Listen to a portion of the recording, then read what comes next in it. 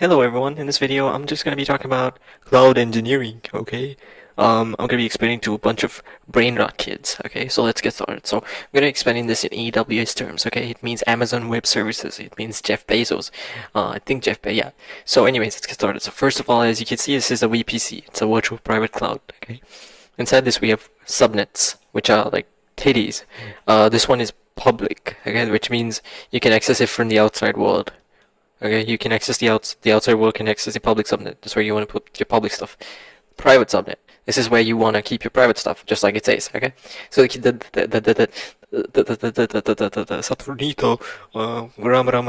my bad, sorry, I got brain rot. But basically, in the private subnet, so in the public subnet uses this thing called internet gateway. Okay, internet gateway. Okay, gateway. So internet gateway. So think of it like this. Okay, public gateway, private net. Okay, let me explain. So for the private subnet, you need to use this thing called a network address translator. Okay, don't worry about the definition of this for now. Okay, so NAT gateway, you need to use a NAT gateway. Now keep in mind, you don't put the NAT gateway in the private subnet like an idiot. What you do is you put it in the public subnet, and then you allow this private subnet to communicate with the NAT gateway. So through that NAT gateway, it will access the outside world. Now this is called a virtual private cloud. Okay, so let's move on to the next one, which is servers. Okay, so there's two types of things: servers plus serverless. Okay, no server. So this doesn't mean no server. Okay, it means you only worry about deploying your thing and you don't worry about the servers. You don't worry about server configurations or any of that. You just deploy and you dip. It kind of looks like I wrote something else. Anyways, this is where you need to worry about servers. You need to think about everything. So keep in mind, this comes under this thing called EC2. Remember this, EC2 servers. Okay, EC2 servers. Remember those two words. Now in serverless, it's Lambda plus Fargate. Let me explain what these two mean. Okay, so of course there's a video, so you can rewatch this.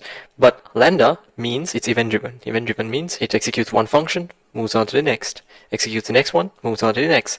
Okay, keep in mind these are both asynchronous. Okay, these are both asynchronous, which means it will move on if it will concurrently handle multiple different things, right? It won't like wait for one thing to complete and then move on to the next. It will handle something else while it's handling, another thing, if that makes sense. So this is to make sure there's no like delays. So this is that it moves like this, right? Functions. This is what Fargate does, okay? So this is okay for like small applications, but when it moves to like more complex ones, you need to containerize them. Now, when it comes to containerization, there's this thing called Docker. If you've heard of this thing called Docker is a containerization software. Now, the reason why we use Docker is because when you run a software on multiple different computers, you run into like problems like dependencies. Dependencies like different types of packages installed, right? And different types of versions installed to compile. Like think node npm and node all these packages. So when you have issues like that, to avoid those kind of issues, you use Docker. Keep it in containers. Okay, so to orchestrate, so let's say you had this is one of the Docker containers. Okay, this looks like a database, but when you have multiple different containers, what you want to do is you want to use Kubernetes. Okay, Kubernetes is an container orchestration service. Now you know what an orchestrator is. That's the guy who orchestrates a music band, right? So it's the same thing here for containers, right? So Kubernetes, okay, K10 is just a logo for it. Just don't get scared of this. K10 is basically Kubernetes. Okay, Kubernetes is used to orchestrate containers. All right, so let's move on to the next one. So this is what Fargate is used for. So keep in mind EC2 servers. Don't remember it as EC2. EC2 servers because it's servers. You need to configure the servers. Like I said, second word. Okay.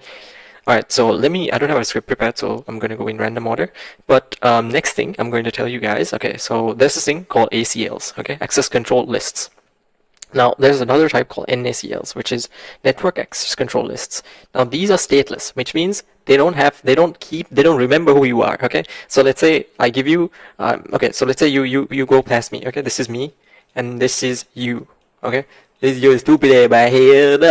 So I'm gonna be like, yeah, yo, what's good, brother? Alright, so then I'm gonna be the security guard, okay? And then you walk past me, right? And then I'm gonna be like, the next time you come here, let's say you go around and then you come back, right? Because you forgot your water bottle or something. So basically, at this point, I don't remember who you are at all. So I'm gonna be like, bro, who you are? You know what I mean?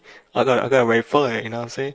But basically, once that is done, once I verify who you are, once again I check this network access control list, right? So this is like IPs, like only certain IPs are allowed. That's what network access control lists I use. So basically this is stateless, right? But let me explain something else. So there's a stateful one. Okay, stateful means it's the opposite of stateless. It remembers who you are. This time I have brains. Okay, let's go.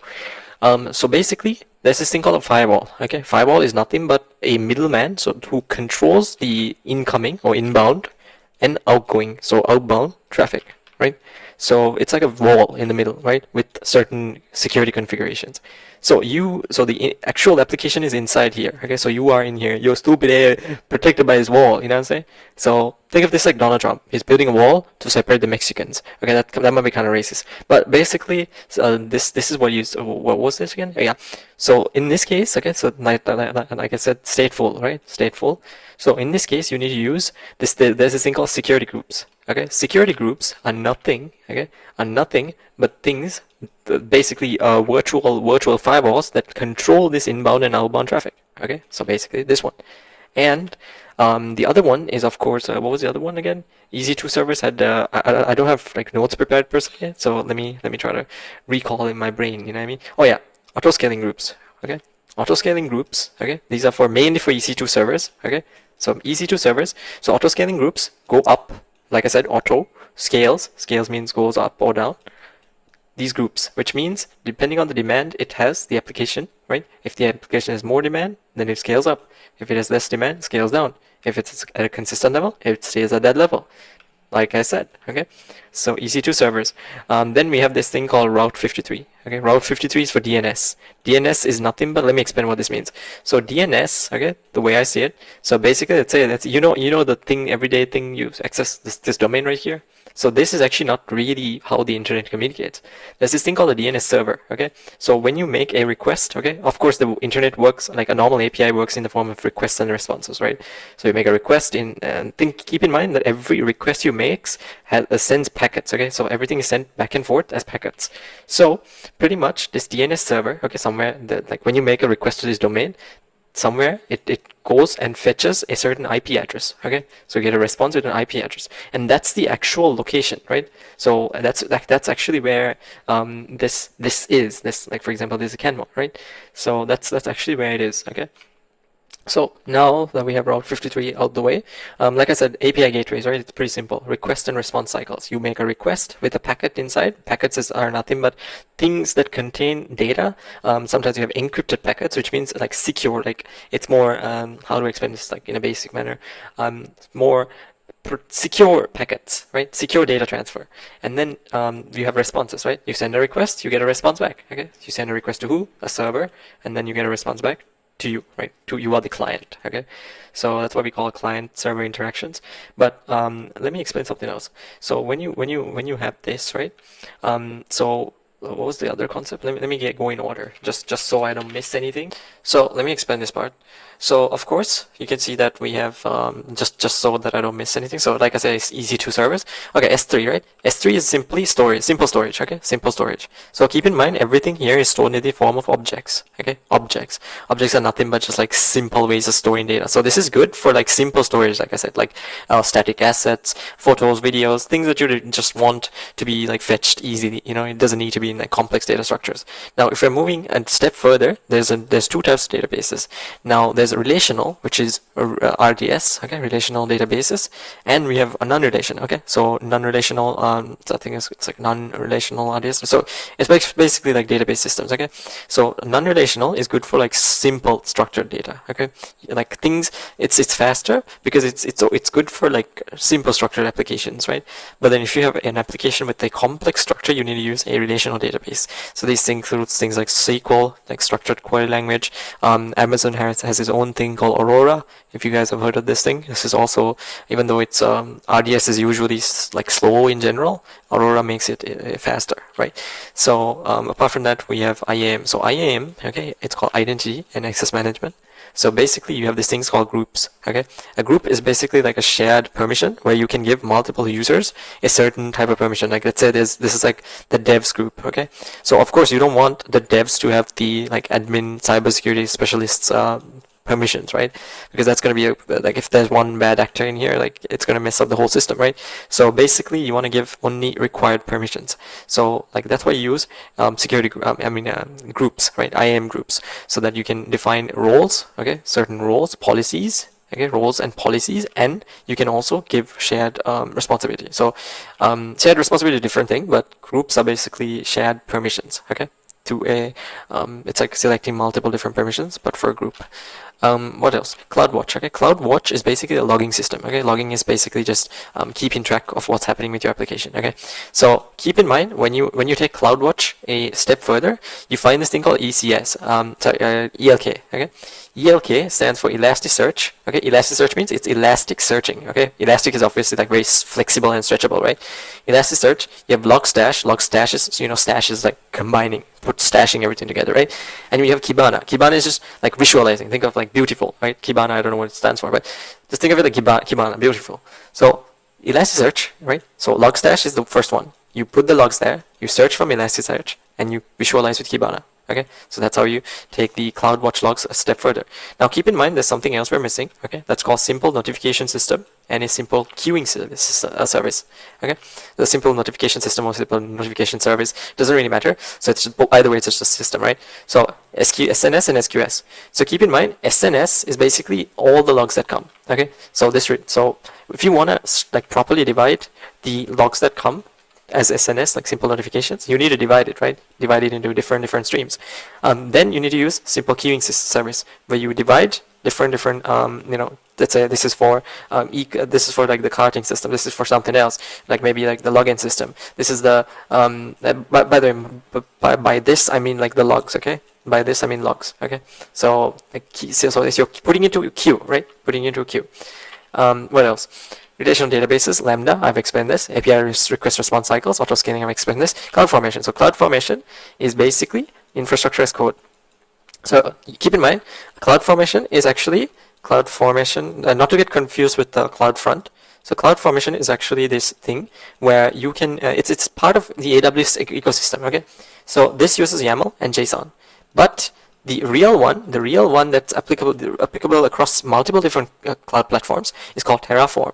Okay, Terraform. I'll just write TF. So Terraform, it has its own scripting language. Okay, own scripting language, and it's compatible across all different cloud systems. Right. So the idea for these is to like get things up and running as soon as possible with like automated workflows, you know what I mean? So everything is sort of infrastructure. So the whole infrastructure is like built as code or exported as a template, if that makes sense. So you can import it to next time, and then you can do it again. So the restriction here is that this is only for the AWS ecosystem. Okay. So Cloud 53, I explained what this is. DNS servers. Let me recap. Where is it? Right here. Right. DNS. Make a request to, so the domain is the one that you see, right? The domain is the one that you access. You don't need to know what the IP is, right? Frankly, this is used in cybersecurity. I'll get to this part. So then you get this IP, and then the once you get the IP, behind the scenes, of course, it happens, and then your computer makes a request to the actual IP, right? KMS. So keep in mind, guys, there's two types. There's KMS, and there's also Secrets Manager. Okay. So KMS is only for keys, like key management service. And this is for all types of secrets. This includes anything that needs to be encrypted that's not even keys, okay? So this one actually uses KMS behind the scenes to encrypt keys, okay? But this does not mean this one is only for keys. This one is for anything, secrets, managing all your secrets. This one manages only your keys, key management service, okay? So let me go over one thing. STS, which is simple token service, okay, simple token service, and you have SNS, which is a simple notification system. Yeah, we went over that. Yeah, STS, secure token service. I think we have SES, which is a simple email service. So emails. So this is like an inbuilt Amazon API, which allows you to send emails directly through the ecosystem, like using that tool. What else do we have? So KMS, Web Application Firewall. So WAF stands for Web Application Firewall. So firewall is nothing but a middleman, okay? So a middleman, which means it controls the inbound, okay? That means traffic coming in, and the outbound traffic, okay? Traffic going out. So this is you, okay? This is your house, okay? This is your house, and this is some intruder trying to like maliciously take your kids away, okay? So I don't know, it sounds kind of sus, but basically guard duty, okay? Guard duty is used for an antivirus, okay? It's an antivirus guard duty, okay? Think of it like the antivirus guard duty, antivirus guard duty, so GD, okay? So this is used. Basically, guard duty is Amazon's way of protecting a certain cloud ecosystem, right? So it's an antivirus guard duty. Remember it like that, antivirus guard duty. Okay. So Security Hub. So Security Hub basically has everything you need in terms of like security tools, and you can also use this thing called Trusted Advisor, which is Trusted Advisor. So Trusted Advisor is like an AI-based system which tells you when things are not going even security-wise and other things-wise. It will advise you, right? Like auto analyze your cloud if there's any issues. It will raise concerns, right? So Secrets Manager, I went over this. Config is nothing but just configuration. Okay, so this is I'll get into this part. That is a more complex version, but for now, just remember this is just configuration. CI/CD code pipeline. So keep in mind code pipeline. So CI/CD is continuous integration and continuous deployment. So it's basically the software lifecycle. So in like Agile and I think Scrum too. Basically you need to like quickly get the iteration out, right? So CI is basically continuous integration. So you need to get things out, like get the parts done, and then you need to deploy it, right? Because CI continuous integration, continuous deployment. So that means you need to get it out for the production to use. In other words, the public to access, right? So this is what code pipeline is used for. So this combines two aspects, okay? Code build and code test, okay? So basically code test is like testing the environment. I'll get back to you guys about this part because I'm still a little unsure about this, but think of it like code build and code test. So this one is tests of course, and this is build. Build means like it compiles, right? And then this whole thing is actually done with code pipeline. So it's like the whole CI/CD pipeline, if that makes sense.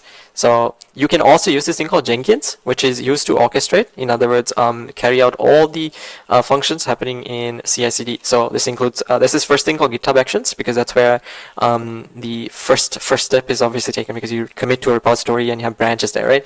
And then GitHub Actions, and it goes to a Docker container usually, and then it goes to Kubernetes, where you orchestrate multiple containers if the application is that complex, and then it goes further with AWS systems. So usually in GitHub Actions, you can create a YAML file with the configurations to sort of give the instructions on how this needs to execute, right?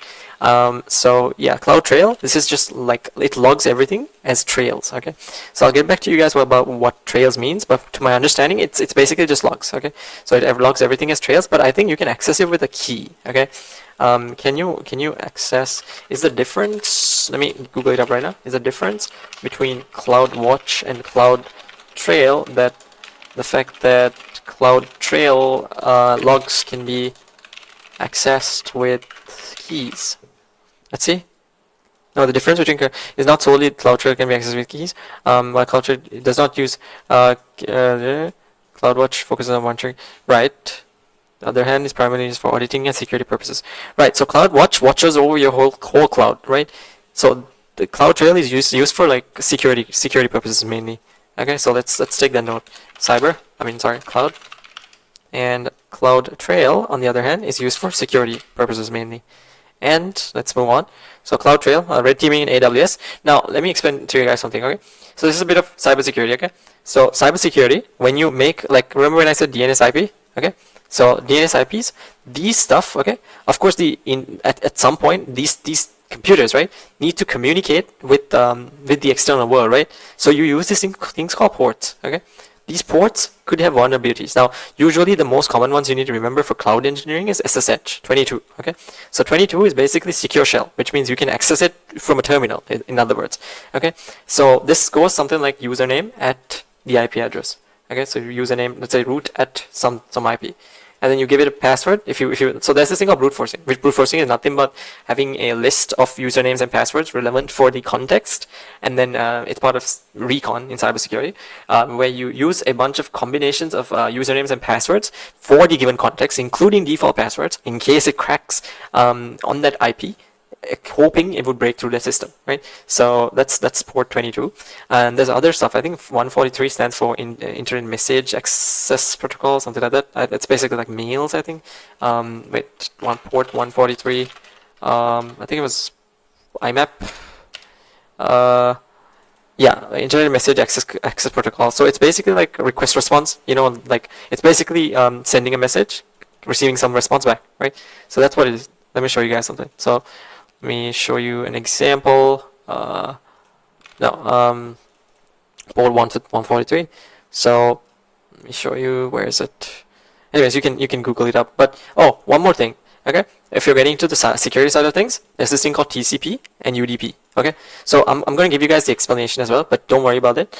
So this one stands for Transmission Control Protocol. Okay, in other words, it's the way how we use the internet, like normal stuff. When we're watching a video, when we're accessing social media platforms, we're using TCP. Okay, then we have UDP, which is User Datagram Protocol. Now keep in mind the difference between this is slow. Okay, this is slow. As in, I'll just draw this. This is slow, but it's reliable. Okay, so in other words, the packets need to be like, let's say when you enter like Google.com, right? You see how we're waiting for this to be done, right? So it of course waits for like the packets to be received, like the whole packet's response to be coming in. You know what I mean? But the UDP, it does not wait for anything, right? So for live streaming, as you know, like to keep the live stream live, right? As in happening in real time, you need to make sure it's flowing quickly, right? The message packets. So it's fine if a few packets just like drop in the middle, right? You don't really need to wait, right? You just need to focus on speed, right? So in this case, it's unreliable, but it's fast. Right, so then it quickly has communications, and that's the way live streams stay like on the as in real time, right? While this takes a little longer for you to get something back. So this is TCP, okay, Transmission Control Protocol. So we have different. So when it comes to ports, we have different types of ports: TCP ports, and we have UDP ports as well. Now keep in mind, UDP ports we don't usually exploit because it's not like we're trying to hack into a live stream, right? Usually it's TCP ports that people use. Okay, so keep in mind the ports. Okay, these have vulnerabilities. Okay, sometimes they do this thing called what is this? Basically they do this thing where it's like I got kind of distracted from this. Ports have like you do this thing called dir busting. Okay, dir busting means subpaths. Okay, you look for vulnerable paths, like let's say google.com/admin. Right, this could be a vulnerable path. Like of course in this case it's 404, but you get the point. So when you find a path that gives you like an access to like a login dashboard, you can do this thing called brute forcing, which means like I said, you try a lot of many different possible combos with a large word list, right? So hoping one of them works. And how you get this information is by using the harvester. I'll get to that part later, okay? So basically IAM abuse, so that's identity and access management. So that's if you get into, it's called lateral movement in other words in cloud. So when you get into, like say you're like a normal user, right? And then you happen to, like let's say even like one dev, right? There's one dev who happens to be part of a security group, like I said. And then the rest of the devs are also part of the security groups. But keep in mind, one of these devs inside this security group actually has higher privileges, right? So in that case, if someone manages to hack into this guy, right, this dev, and laterally move across this security group, then they can access this guy, and then through his privileges, he can escalate. So that's what's called laterally moving across the network. Okay. So what else do we have here? Lambda backdoors, like event driven, right? So Lambda is nothing but, like I said, functions, right? So this is function abuse, okay? So function abuse means, okay, think of it like in each of these is basically like a Node.js function, okay? Not a class, okay? Just a function. So basically each of them are like step functions. So step functions are basically workflow which executes in steps, okay? Each of these functions is a step, okay? Do this step, then move on to the next step. Move on to the next step, move on to the next step. So pretty much, as you can see, okay, we have Lambda backdoor. So if you manage to access one of these functions, get into one of these functions, then boom, from there you can go forward. If you want to try as a beginner, I recommend this application called Burp Suite. Burp Suite is really good, especially the repeater.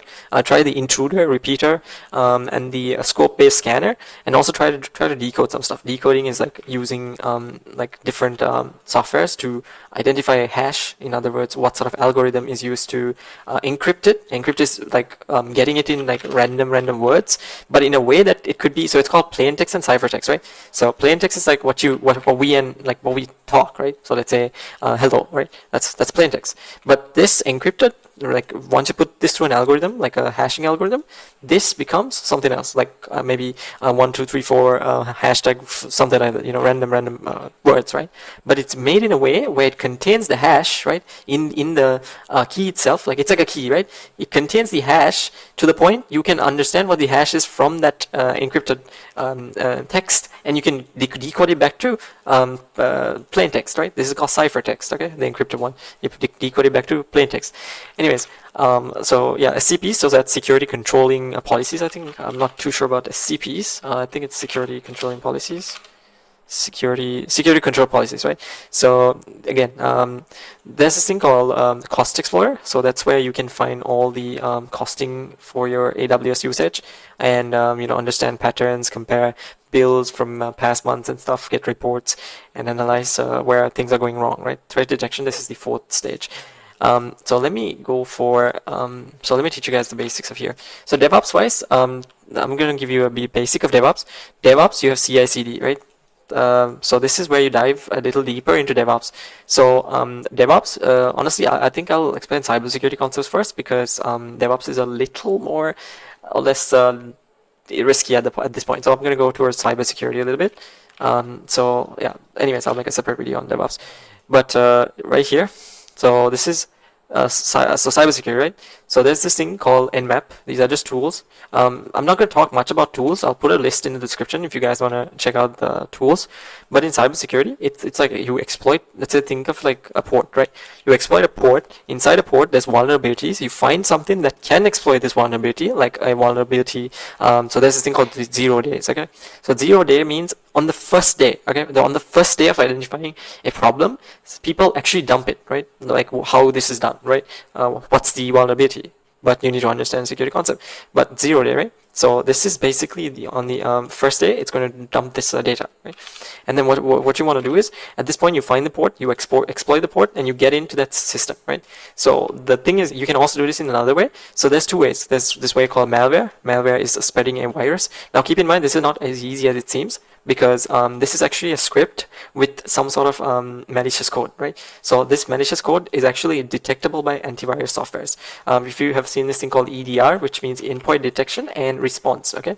So endpoint detection, endpoints are basically like, let's say admin, right? /admin, like let's say google.com/admin. That's an endpoint. And the rest, like, remember when I said request and response cycles? So the response you get from this server is actually the response of this part. See? So endpoint detection, detecting an endpoint, and what sort of response is it giving, right? So keep in mind, this antivirus, coming back to this one, this antivirus software is able to understand your C code, right? So people usually use this thing called CMs, security information and event management, commonly known as Splunk. You use this thing called Snort for intrusion detection and intrusion prevention. So we call it IDS and IPS systems. What else? Let me go back to this point. So over here, you can see malware, right? Custom scripts, okay? Custom C scripts. So these C scripts need to be in a way that it can be like it can get through the antivirus, okay? So like, let me get back to this part. So there's another way called CSRF, which is cross-site request forgery. This is when a user is actually logged into their systems, and then this is when they click like a link that you sent, it's obviously going to perform some sort of backend functionality and do something that the user does not quite see, but because they're logged into a certain account, it's going to do behind the scenes. So yeah, that's cross-site request forgery.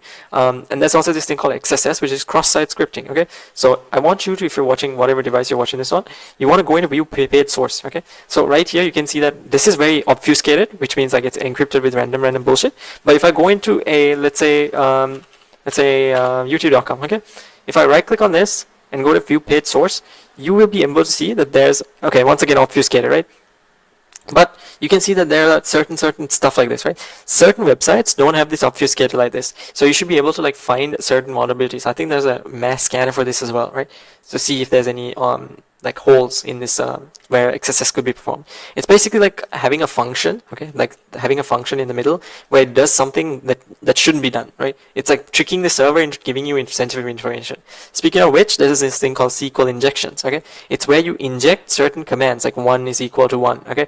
If a certain like let's say in a password field, you say if it's this query, this SQL query, or 1 is equal to 1, okay? So 1 is always equal to 1, so therefore it's always true, right?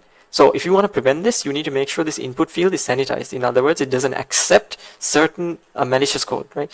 So there's also this thing, so you can use this hyphen like this, and also get some responses back, okay? So you can also do this thing when you send extra packets, like let's say //admin, like things like this. So it's like you're giving the admin flag, so therefore it's giving you like the admin's details pretty much. So again, sanitization needs to be done for all input fields. If one of these could be exploited, database records could be sent back to the client. to a bad actor, in other words. Let's move on. So Mimikatz, okay, Mimikatz is used for extracting credentials. Now, I don't know if you guys have heard of this thing called Kerberos, okay? So there's different types of systems here. So there's a thing called TGS, which is Ticket Granting Service, and Ticket Granting Ticket, which is TGT. And Kerberos is basically the Windows equivalent of this, okay? So when it comes to what was I explaining here? MIM, I don't know what MIM stands for. So Mimikatz, basically, it's able to sort of crack credentials from a Windows computer. Okay, so in Linux computers we use this thing called linpiece, and on Windows you can use winpiece. But yeah, so you can crack and get credentials from a Windows computer using Mimikatz. Okay, so you can get into that system. If you get into that system, you run Mimikatz on the system. Boom! Now you can have sensitive information about that system, like how to get into the system, how to move through the network. You can also use this thing called Cobalt Strike. Okay, that's visualizing an Active Directory. An Active Directory is nothing but, let's say this is you, right? This is this is the computer that you get into. Now, of course, there's other computers on the same network. Assume like a public coffee or even a company, right? Company Wi-Fi. So company Wi-Fi has many different other users in the same network, right? Isn't it? So a lot of other employees are working on the same network. So you can see that over here, this user, right? This one and this one, these guys all are under the same network or same Wi-Fi. Okay, so of course most internet connections have like proper security firewalls added for this, but basically you can laterally, like once you get access to this computer, you can laterally move across this network because it's all under this one box, one big box. Okay, so that's what I'm trying to say. And once you move, you can gather like database information, and if there's no proper security architecture, then you can just grab anything and just run away with it, right? This sounds like I don't know. It sounds kind of funny. But C2S, don't worry about this. It's command and control. Okay, command. So command is nothing but controlling a computer with random flags and random terminals, right? And controlling another computer. C2S. That's what it means. Okay. What else? Lateral movement, I've explained this. RubyS, I'll get back to you guys on this. Crackback exec, this is like post exploitation, okay? AV, EDR, I just explained what this is. Custom malware, I explained what this is as well. Operational security, this is living in the land of binary and scripts. That's LOLBAS. AMSI, don't worry, it's just anti-malware security interface, okay? It's just an antivirus software, okay? Anti-malware, so that means preventing the antiviruses, preventing the viruses. Antimalware security interface. Okay, security interface. It's just a antivirus software. In other words, Stealth C2. Once again, how to stay stealthy. Stealthy is, of course, you know what the meaning is. Stealthy is making sure you don't get caught. Right. So that's Stealth C2, which is basically C2S, which is basically staying, having command and control, but staying under the radar. Okay, without getting caught. How to evade detection, right? Like to network intrusion detection systems, like Snort, for example, right? IDS and IPS. So you need to be able to stay away from getting logged in these systems. Like Splunk, for example, is a CM, right? So Splunk monitors all the activities that are coming in, and it, for blue team defense people, it shows all the activity that's going in, right? So you need to be very careful when you're coming in and how you approach it, right? So yeah, I think I've given you guys, I think I've forgotten certain things, but over here you can see that we have, of course in this as well, we have GCP. APIs are pretty basic if you guys want to do a separate study on that. So I think I've pretty much explained most of the concepts. I don't know if I missed out on anything. But oh yeah, direct connect, right? So direct connect is basically, it's like a private connection. So it's like a private way of accessing your cloud service. Like let's think of it like this is like a cloud, okay? So private provides a dedicated private network connection between your on-premises network and an AWS region, right? Bypassing public internet. So it's like a dedicated private connection from you to the you to your cloud. Okay, this is your cloud. It's a private connection. Okay, it's a private connection. It's a private connection that Direct Connect gives you. Okay, Direct Connect, DC. Okay, Direct Connect private, privately directly connect. Okay, privately and directly connect. Okay, privately directly connect. Okay, so yeah, I mean, I think I've explained a pretty good amount of stuff at this point, and I'm making these videos for free. So yeah, I think everything else should be pretty self-explanatory. If you guys want to take a look at these notes as well. CMs, CloudTrail, is he over here? This is, I don't know why the fuck this is here. Yeah, routing table. So routing table is just like a way of storing how the packets need to be sent, like where the packets need to be forwarded to, right?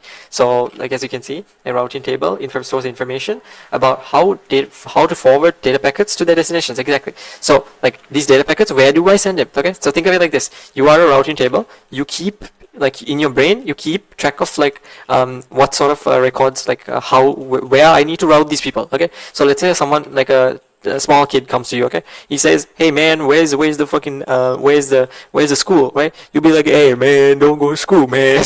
Nah, you be like, this way, kid. You know, go this way, right? So this is what you're a routing table, because you remember where to send this kid to. You know what I mean? So you're a routing table, okay? You keep it in your brain because you got big brain. You know what I'm saying? But yeah, yeah. So that's what I'm talking about. And a proxy is basically like it's like a firewall but more advanced. Okay, there's a reverse proxy which is coming from like the server side, like the server side guard, and like the normal proxy which is going from the client side guard. So as you can see, it routes traffic through another server. Okay, right. Oh yeah, right. I got something wrong with the proxy. So of course we know what VPNs are. Right? It encrypts all your traffic. So what it does is a VPN, all it does is it connects you to a virtual location, okay? A virtual location, let's say Germany or Frankfurt or somewhere. Although this is not actually private connections, it's more of like a encrypted tunnel, but it doesn't mean that it's private connection. It just means you're connecting to a different server, which is somewhere away. So which means like when you access the internet, it looks like you're going from there, not from your actual location, right? That's the whole point.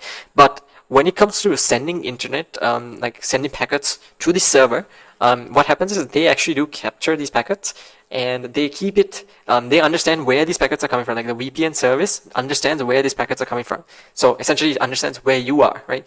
Even though the endpoint service, I mean the final, like service at the end of the tunnel, doesn't know where you are. That service thing sees you as the VPN, right? So yeah, those are virtual servers pretty much.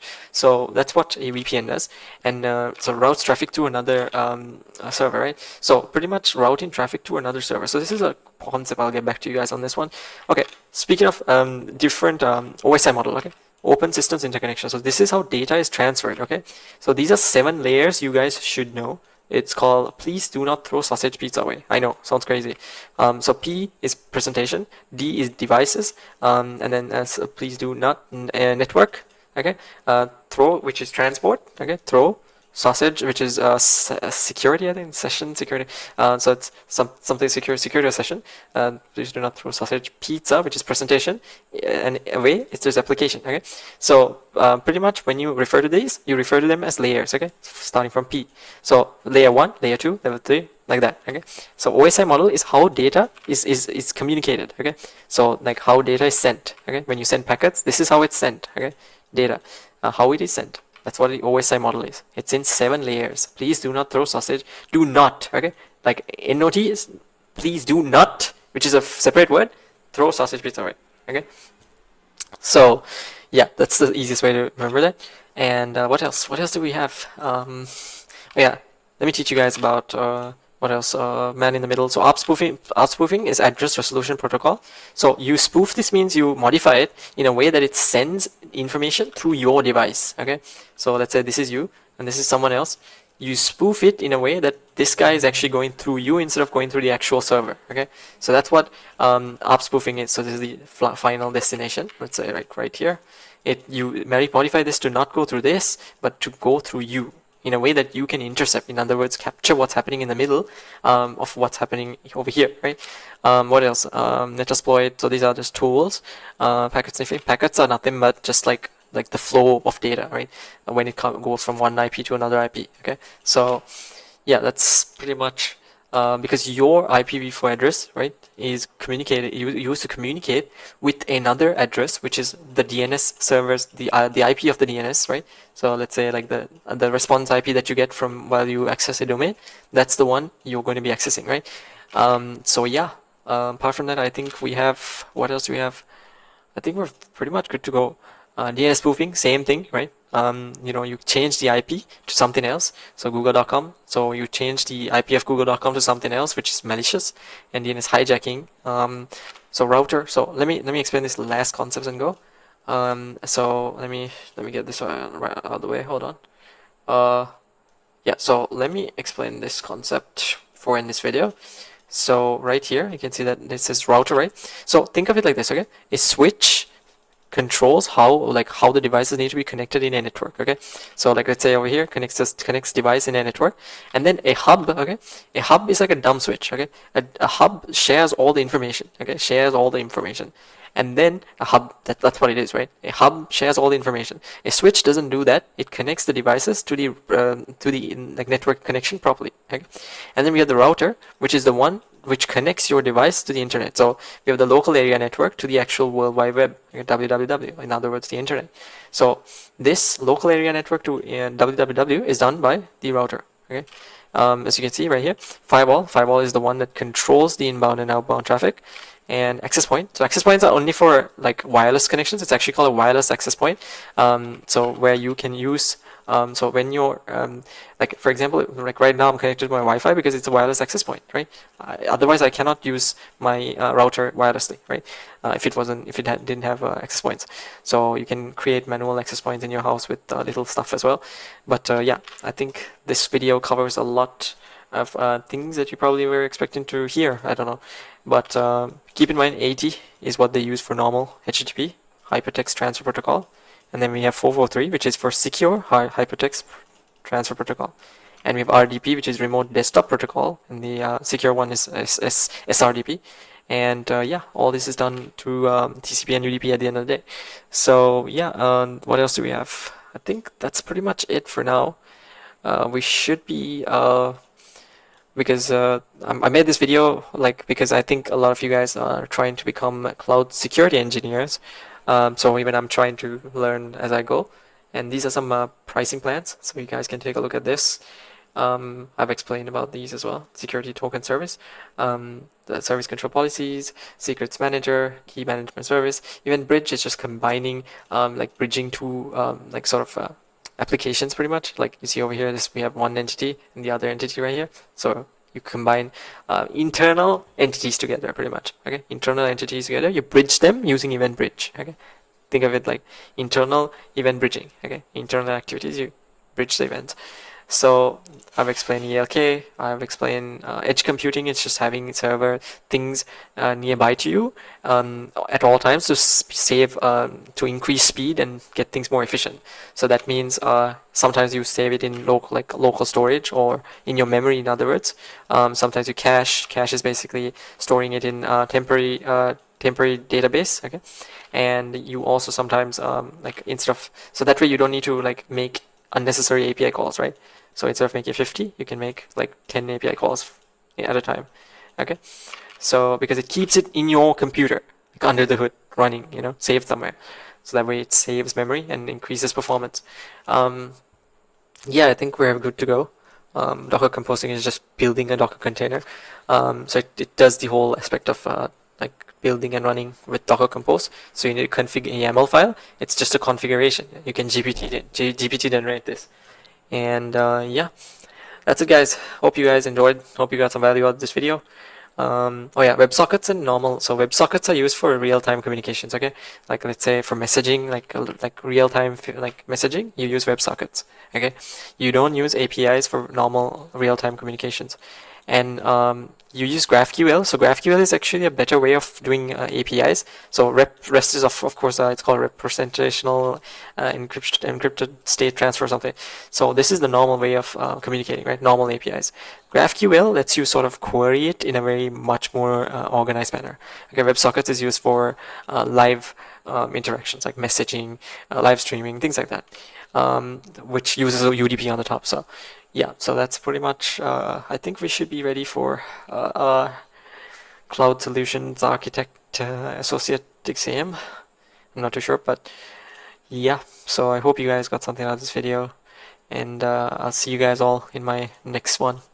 Until then, thank you so much. Next video is going to be about finance once again, and probably about getting the certifications for cloud security engineering. Anyways, I'll see you guys in my next one. Peace out.